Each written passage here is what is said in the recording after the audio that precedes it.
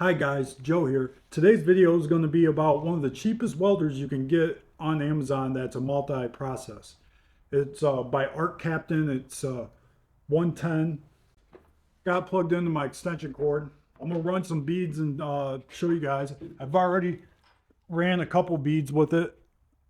I'm really impressed with the power it has for flux core for $130 on Amazon. You can run this bead right out of the box when you buy it. So what do you get for $130? So you get the MIG gun, which oddly, there's no connections for gas for this thing, but it actually has a diffuser with the gas on there to be able to run gas, but I can't find anything to connect gas to. Comes with a 2-pound spool of 0.030 wire, ready to run right out of the box. You can run this, you can just run Welder right out of the box basically. Comes with this little plastic brush. It's extremely cheap, and I don't even know why they add this in there. This is like the cheapest thing I've ever seen in my life. It's got the stick welder. What else comes with it is you get a couple tips, get some stickers, get this little setup guide. Yeah, and that's about it. This is the ground clamp. As you can see, this thing's like paper thin, guys. Paper thin, paper thin, paper thin. It's not, they didn't spend a bunch of money on this ground clamp. Yeah, my first impression when I opened this up out of the box was I was like, oh my God, this thing is so freaking cheap. But it's $130. You know, I spent almost $3,000 for my 215 with the TIG setup and everything. You could have this thing running a TIG setup for under or around $300, $350. So yeah, this is a beginner thing. So has, as you can see, it has one knob here, and you go by these settings right here. So basically I'm thinking that it just the wire feed automatically adjusts with what you adjust this to. So it also has these spring clamps on the side that are pretty nice. These spring clamps they're pretty nice, I admit that. Here's the wire feed. This was another thing when I was looking at it, I was like, oh my God. It's because anybody that's been MIG welding or anything knows if you're gonna have a problem with the welder, it's gonna be inside here. And it's very frustrating when you have problems inside here with wire not coming through the liner good, or feeding issues and stuff. So yeah, it has a little spring tension here to keep this from unspooling. This right here is just a rubber tube where the wire goes through. Yeah, it's really strange, a rubber tube. I don't know. It's not even, it's kind of soft too. So that's going to wear out real fast. I can tell you that right now. Yeah, it's just, these bearings aren't like nothing special. They're like a regular like roller skate bearing on there. It does have a wheel that holds the wire. It does have the flux core wheel. So that's a good, get a good points going there. Also has a knob to adjust the tension on your wire feed. It looks like that wheel does come out so you can clean it. Yeah, this is built as cheap as possible. It's $130. Very, very, very, very cheap. So when it comes down to the welding part, I am very impressed with the way this welded. Very, very impressed. For $130, the weld that this puts out, I'm only familiar with Miller welders. I never welded with anything else. So I don't know if this is going to be better than a Harbor Freight welder or not, but I don't know how you could get a better weld out of $130 straight out of the box like this off 110 power. It's kind of crazy. Technology nowadays, I don't know, it's kind of crazy. You know, you don't have to spend thousands of dollars to get a welding setup. And I can think of a lot of things off the top of my head that I can build with 1/8 inch thickness steel. Like I have a big porch awning with flower beds and all that stuff was made out of 1/8 inch steel. I could have built it with this $130 welder, which is kind of cool. Um, yeah, I'm kind of blown away. So I do have some pieces cut up, and I'm gonna do some live demonstrations of some welds so you guys can see this thing in action.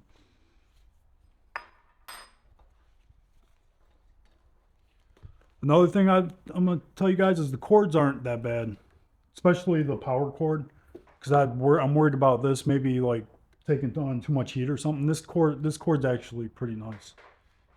The cord's pretty nice, but this thing is like extremely cheap. But you could always just snip this and put your own on there anyway, so it's not a big deal.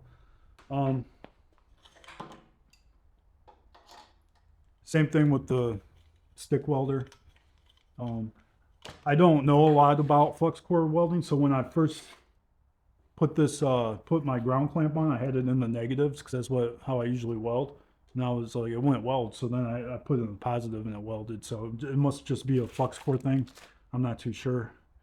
I like not having to use gas, especially out in the field. So it's definitely worth me looking into a flux core setup.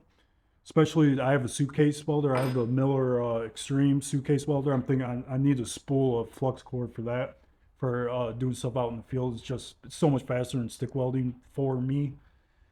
But yeah, here I'm gonna do some welds for you guys so we can take a look at how it welds MIG, and then I'll give you my final thoughts on it. I've probably messed around with this thing for like 10 minutes, so I don't have a lot of experience with it, but I'll try to give you guys my best opinion for it, okay?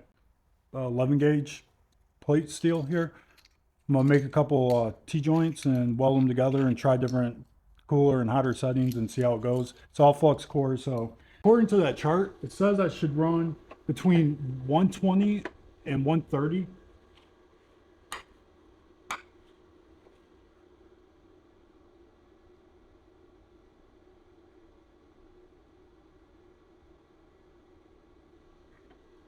So I'm gonna run a weld at 120 and see how it goes. All you have to do is just set the one dial and it's ready to go.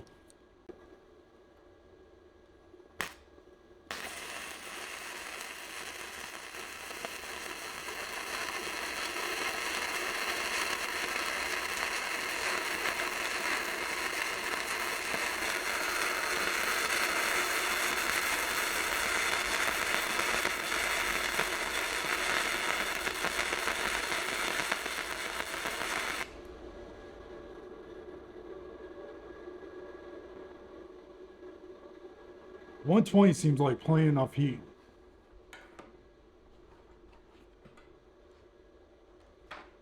Especially on 1/8 inch, you can see the heat transfer on this thing. This thing's glowing. There's the weld before I clean it. Should we try their handy little brush they gave us?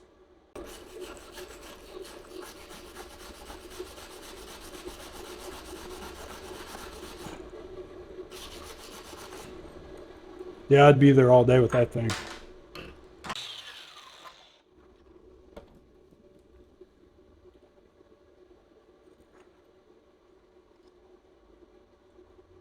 You know, I'm pretty impressed with this, guys. Like I said, I'm not very rehearsed with flux core welding. Definitely a noob with the flux core. I know there's a lot of different like makeups of the flux core that you can buy, but straight out of the box to be able to lay a weld like that, it's pretty crazy. And as you can see on the back here, it's good heat transfer. They actually peeled up the mill scale on the raw steel, so that's a good sign. And then even on the bottom here, you can see where it had a good heat transfer for penetration. I know with flux core, you got to keep an eye out for the weld cracking too. I don't see any cracking or wormholes or anything that's associated with flux core imperfections. Yeah, pretty impressed. So I'm gonna crank this thing all the way up and do a fresh set and see how it goes, and we'll go from there.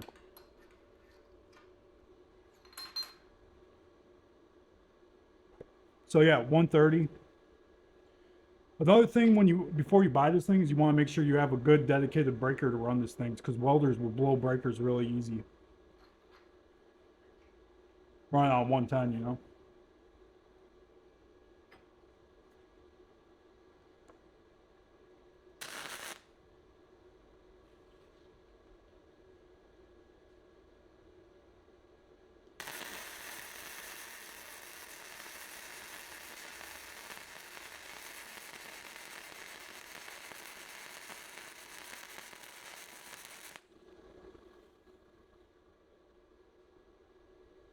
That one I ran a lot faster just because that last one I ran on less heat, and it was definitely wanting to burn through. So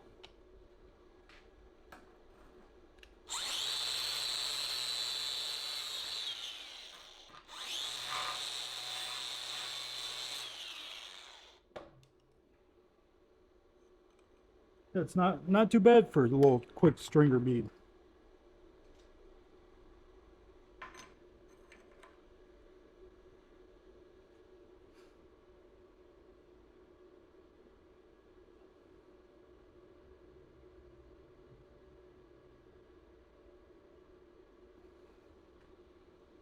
Yeah, that one was real quick on the highest setting.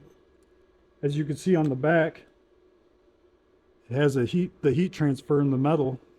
So I know I'm getting good heat on there. And then even on the back here, you can see where I ran the bead, where the mill scale is starting to peel up from the heat, what you want to see. This welder is extremely cheaply made, but I am infinitely impressed on the weld quality that you get right out of the box for a 110 welder. All right, guys, for my final thought on this, the welds are very impressive for what you get right out of the box for $130. These welds are mighty impressive. My welding isn't really impressive, but the welds that this puts out is impressive. I would recommend this to like a beginner, or if you got a kid that wants to weld and you don't want them touching your equipment. This is a nice little 110 welder with the flux core. Make sure you get a mask with this stuff, because I took a breath in on that and it was nasty. So yeah, just one knob. You just adjust one knob and you're welding right out of the box. You know, so pretty cool, interesting little machine. I didn't really know that you could get into welding this cheap. It's kind of crazy. Not sure if it's better than the Harbor Freight ones or not, but I'm pretty impressed with what you can get for 130 bucks. So until next time, guys, thanks for watching, and I'll see you on the next one.